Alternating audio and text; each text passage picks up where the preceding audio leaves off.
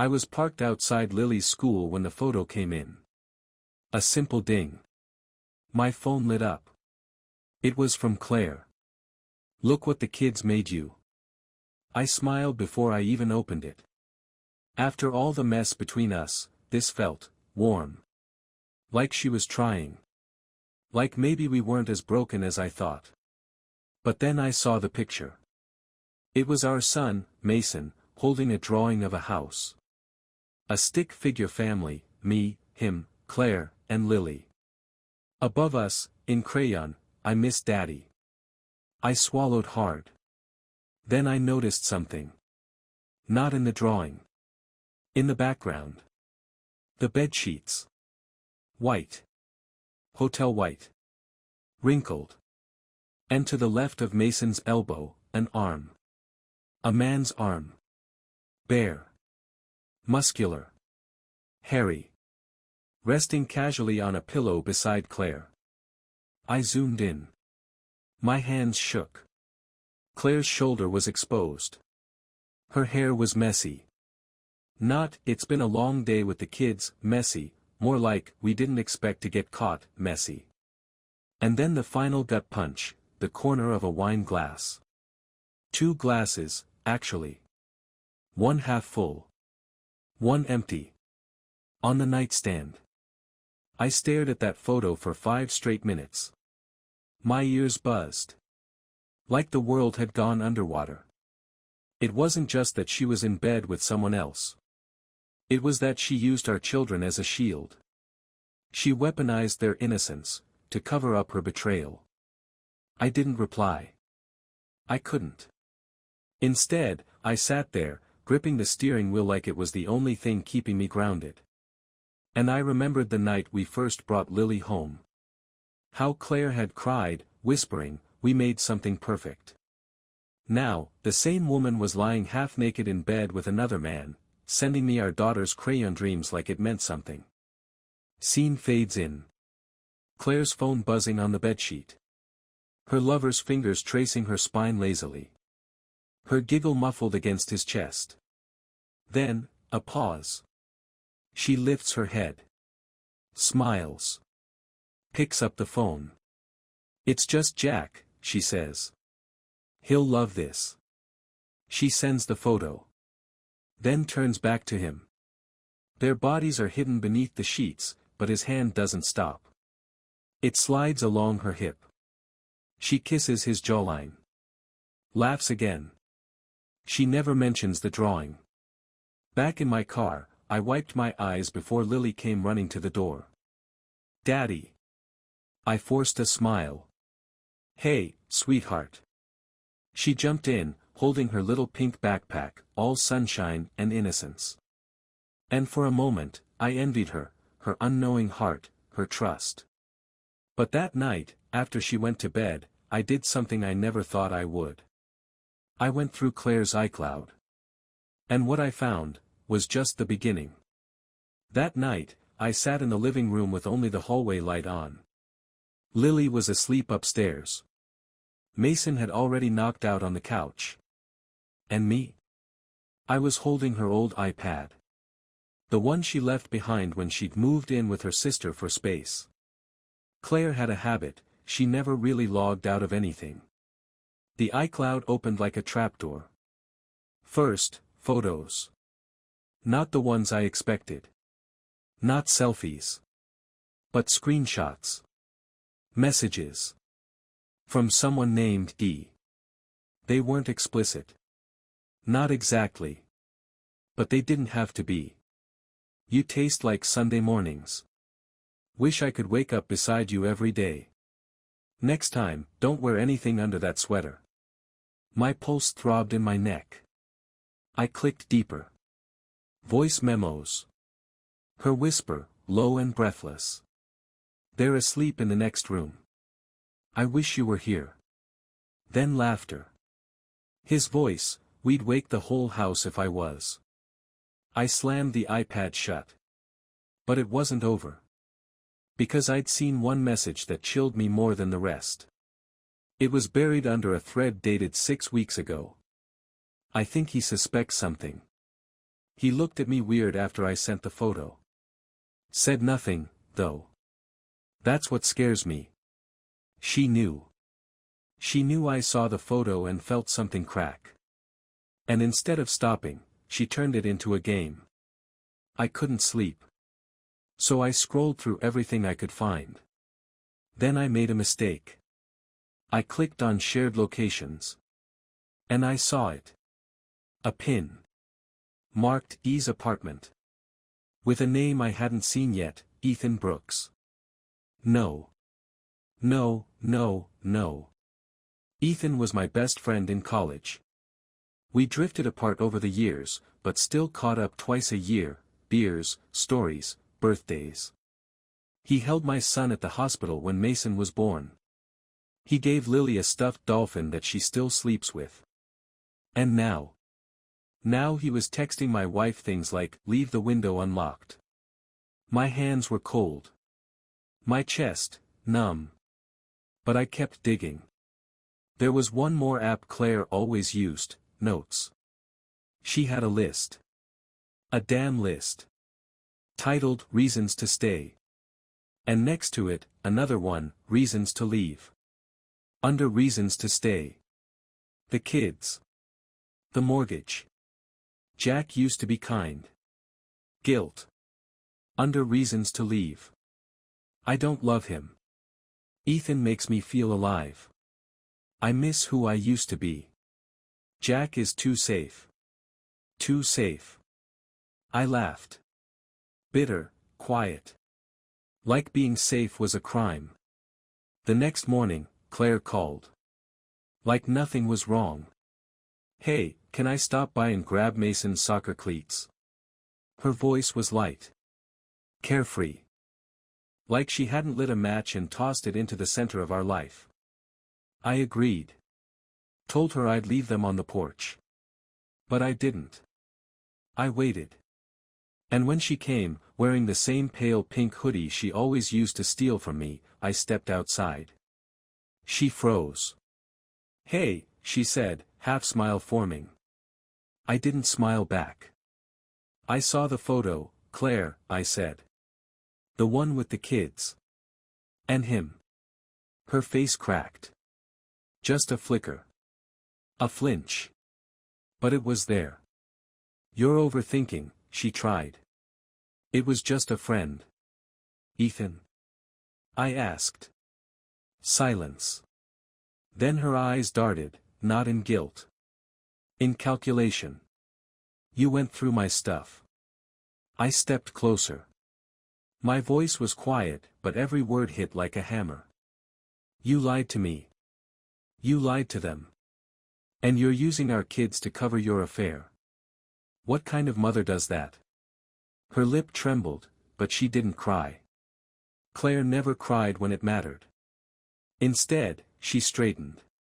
"You haven't touched me in months, Jack. You stopped seeing me long before I ever touched him." There it was. The deflection. The gaslight. The blame. I didn't scream. I didn't throw anything. I just said one thing. "Then why did you send the photo?" She didn't answer. She walked to the car. And as she drove away, I saw it. A child's drawing, still on the passenger seat. Crayons. Smiles. A perfect little lie. I didn't sleep that night.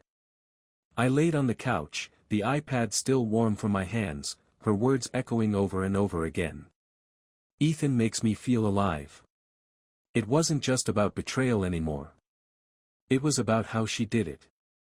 How methodically she erased me from her mind, from her body.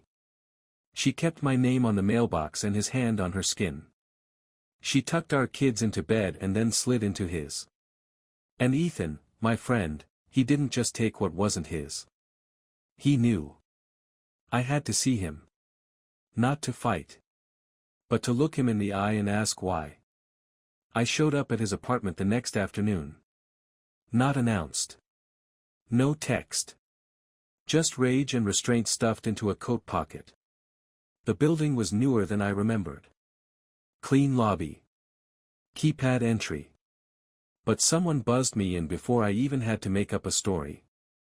Third floor. Apartment 312. I knocked once. He opened the door halfway, holding a coffee mug and wearing a smug gray t-shirt that read, "Always honest." I laughed bitterly at the irony. "Jack." He froze. Just for a second. "Hey, man. This is, wow. Unexpected. Can I come in?" He hesitated. Then stepped aside. The apartment smelled like cologne and takeout. Too clean.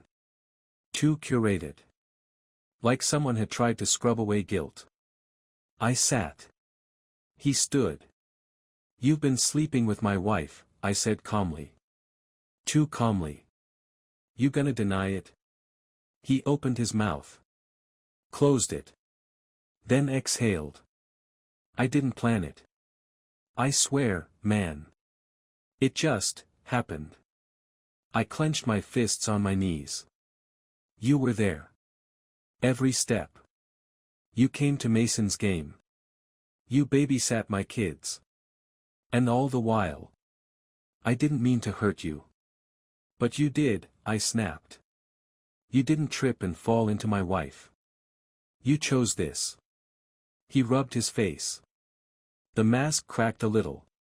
"She said you stopped being her husband years ago. That you were just, there.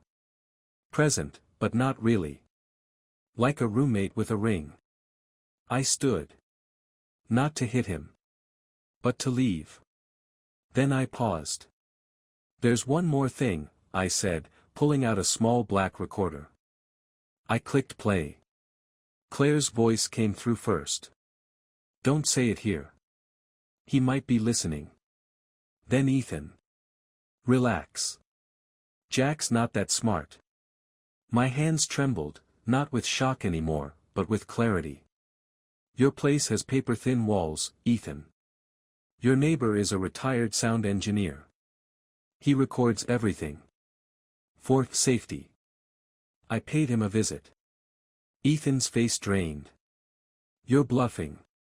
I played more. Claire again. "What if he finds out about the trust fund? He'll take me to court." Ethan. "Let him. You've got the kids. You've got the story. He's just a guy with anger issues and a bad memory. You've got this." I pocketed the recorder and walked out. But the world didn't stop spinning. Because that one sentence kept ringing louder than any of them. You've got the kids. They were preparing to fight me for custody. They weren't just betraying me, they were planning a future without me in it. Back home, I sat in the driveway for almost an hour. The sun was going down. Lily's laughter echoed from the backyard. Mason was kicking a ball against the fence, lost in his own rhythm. And me? I was trying to decide if I could destroy the woman I once vowed to protect. Could I go to court? Could I expose her? Drag our lives into the public? Would the kids ever understand? But then I heard something that shattered all hesitation. Lily screamed. I ran out of the car so fast I forgot to close the door. She wasn't hurt, she was yelling in delight. Ethan had just walked into the yard. Holding ice cream. Smiling like a family friend. Like nothing had happened. Like he belonged here. I saw Claire step out from behind him. Casual. Confident. Like she hadn't just spent the past few nights erasing me. "Surprise," she said. "He brought their favorite." I stared at my daughter, running toward Ethan. And right then, the decision was made. I wouldn't just fight. I'd burn the whole damn thing down if I had to. The first lawyer I met was a man named Dean Wexler. He wore expensive glasses and had a voice like a judge in a courtroom drama, calm, slow, surgical. "I'll be honest, Jack," he said after I laid it all out. "This isn't just about infidelity. This is war." I nodded. "I'm not trying to destroy her," I said. I just want my kids safe. Protected. Away from that man. Dean leaned forward. You'll need evidence. Not just the affair. Anything that proves manipulation, emotional instability, or neglect. Start documenting everything. He handed me a folder. Inside was a checklist. Photos. Voice memos. Texts. Witnesses. Receipts. Every line on the page felt like another nail in the coffin of the life I used to have. That night, I found Mason sitting alone in the backyard. The soccer ball rested at his feet. He wasn't kicking it. Just sitting there. I stepped out quietly and sat beside him. Everything okay, bud? He shrugged. Didn't look at me. Mom said I should call Ethan Uncle E, he said. The words punched me in the gut. Oh, I managed. Do you want to? He shook his head. He's not my uncle. He doesn't even know how to tie my cleats. I smiled, but it didn't reach my eyes. Mason looked up. Are you and Mom mad at each other? I hesitated. So many things I could have said. Instead, sometimes adults make mistakes. Big ones. But it's never your fault, okay? He nodded. Slowly. Then asked, are we gonna have to choose who we live with? That broke me. I pulled him into a hug. Held him tighter than I had in weeks. No. No choosing. Not if I can help it. The next day, I started building the case. I printed every screenshot. Labeled every recording. I even reached out to Claire's sister, the one she claimed to be living with. Turned out she hadn't seen Claire in months. The web of lies was wider than I thought. I also started journaling. Dean said family court loves paper trails. So every missed pickup, every late night, every sketchy drop-off, I wrote it down. But just when I thought I had a grip on things, something new arrived. A plain white envelope in my mailbox. No return address. No handwriting I recognized. Inside, a single printed page. You don't know the half of it. Claire and Ethan started this before you ever suspected. Check the black journal in the garage. Under the toolbox. And be careful, they're planning more than custody. I stood frozen on the porch. My fingers tightened around the page. My heart pounded so loudly I thought the neighbors might hear it. Who sent this? Why anonymously? I ran to the garage. The journal was exactly where the letter said. Black leather. Dusty. Heavy. It smelled like oil and secrets. I opened it. Claire's handwriting. Pages and pages. Private thoughts. Some dated from 2 years ago. Ethan says he'd leave his girlfriend if I just asked. But I can't yet. Not until Jack's career settles. I need him financially stable for now. Jack looked at me strange today. I think he knows. But if he leaves, I want to make sure the house stays with me. Started researching how custody works in California. Need to establish myself as primary parent. I read until my hands shook. Then I sat on the cold garage floor and cried. Not because of what she wrote, but because of how long she'd been planning it.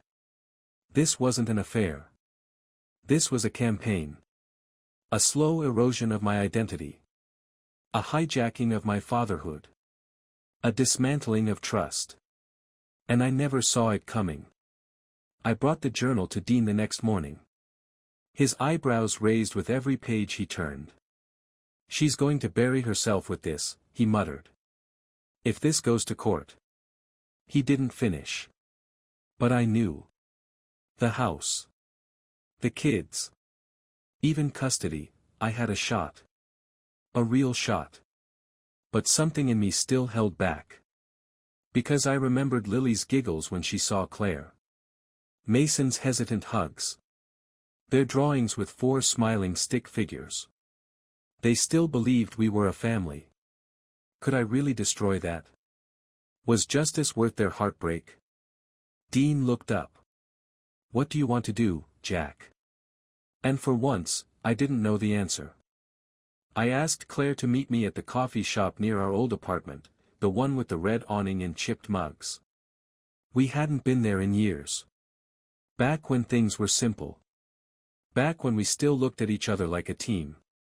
She arrived 10 minutes late, looking flawless, like always. That soft beige coat she wore when we first started dating. Lipstick a little too perfect for just coffee. Thanks for coming, I said. She sat without a word. Crossed her legs. Checked her phone. I wanted to talk, I began. Not argue. Just, understand. She tilted her head. Understand what? How we got here. Claire sighed like she was exhausted. But not from guilt, from me. You know exactly how we got here, Jack. You built a world where I couldn't breathe. I blinked. Excuse me. You were always present, but never with me. You worked late. You forgot anniversaries. You stopped seeing me. That's your excuse for sleeping with my best friend? She didn't flinch. Ethan was there when you weren't. I leaned back. The voice recorder in my pocket pressed against my ribs like a second heartbeat. And what about the journal? I asked, watching her face. That got her. A tiny flicker.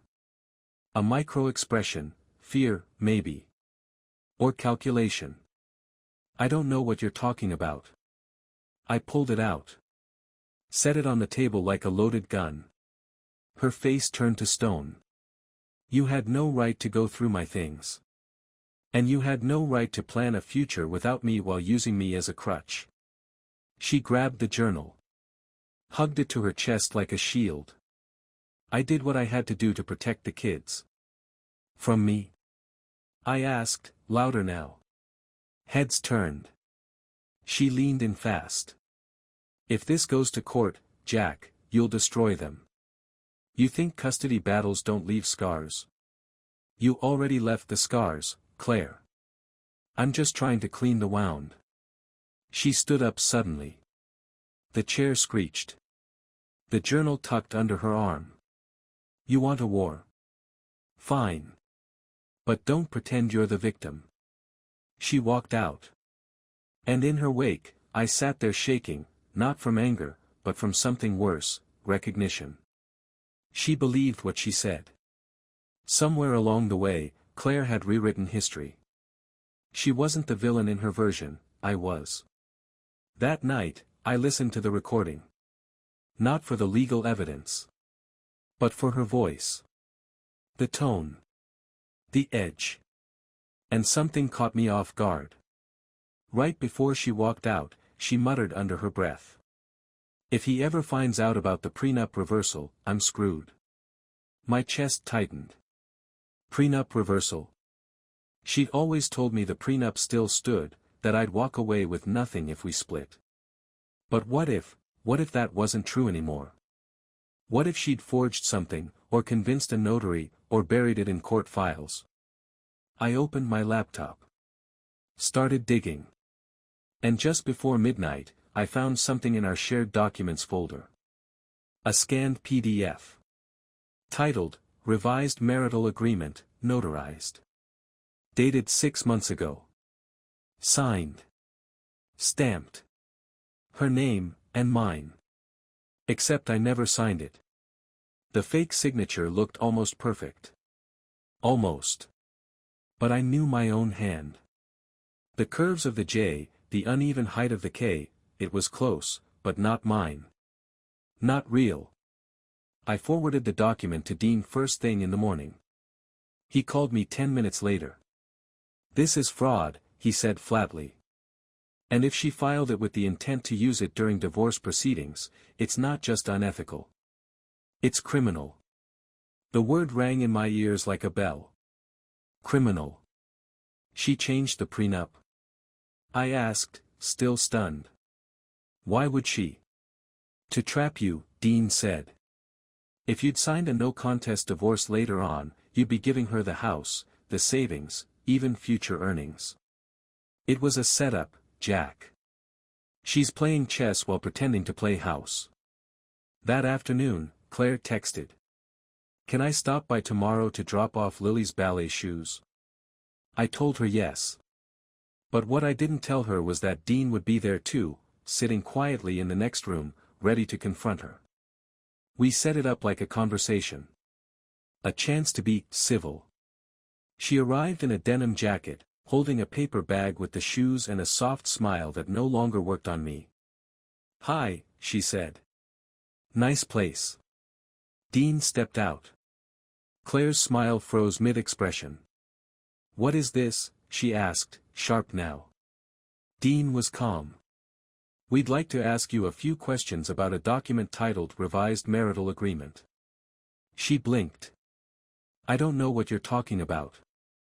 I pulled up the PDF on my phone. Turned it to face her. This one. The one with my forged signature.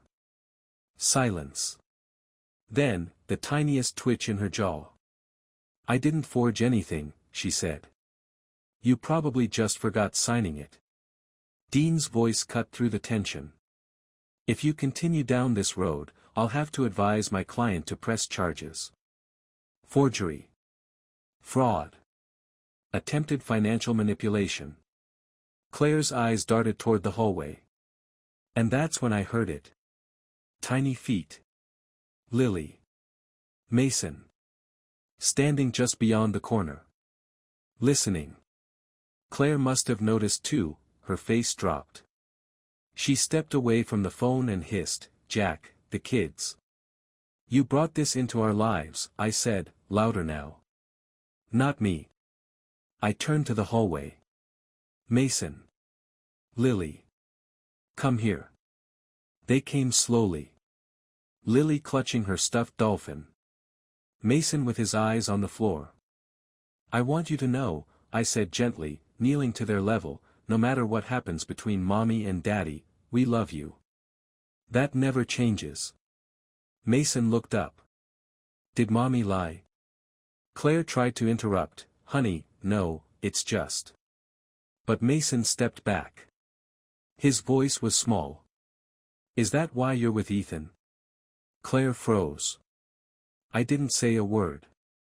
She looked at them, really looked, and something cracked in her eyes. Maybe shame. Maybe fear. But it was the first time I'd seen her human again. I never meant to hurt you, she whispered. Lily hugged her leg, quiet. Confused. And right then, I realized something. Even if I won the court case, I was already standing in the wreckage. Court wasn't like in the movies. There were no slamming gavels. No impassioned speeches.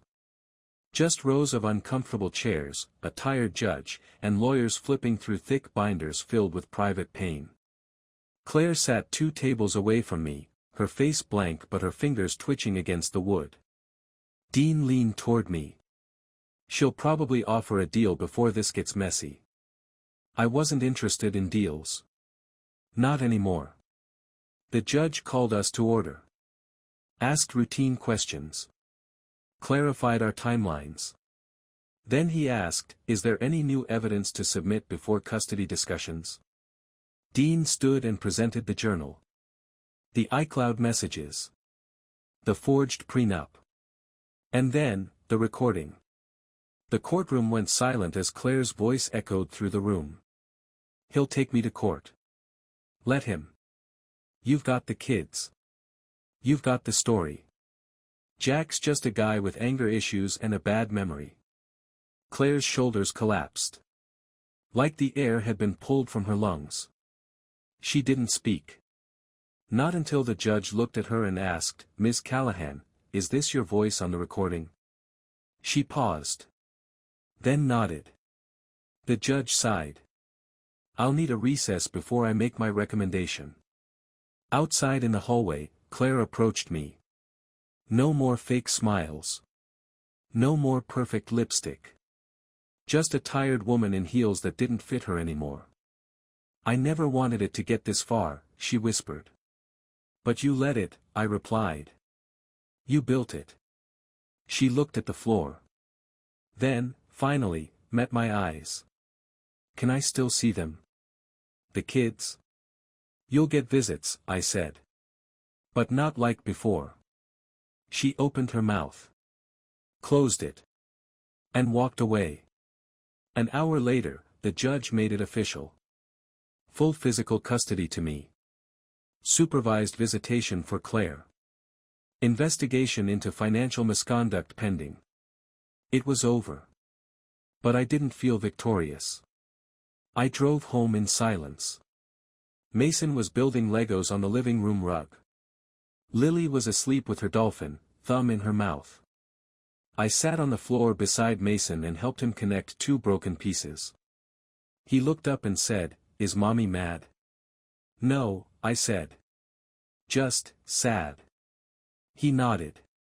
Thought about it. Then whispered, "I miss when we were all together." "Me too, buddy." "Me too." 3 months later, Claire moved out of state. Ethan disappeared from the picture. Maybe she realized he was never going to be a family man. Maybe she finally saw him like I did. I didn't date. Not yet. But I did something else. I rebuilt. I made breakfast every morning. Taught Mason how to ride without training wheels. Watched Lily twirl in ballet class and never missed a recital. One night, I found a new drawing on the fridge. For stick figures again, but this time, one was faded. Off to the side. Smaller. Mason had written above it. "It's okay if she comes back. But we're okay even if she doesn't." And that's the thing about being betrayed. You don't just survive it. You outgrow it. You outlove it. You outlive it. I did. For them. And somehow, for me too.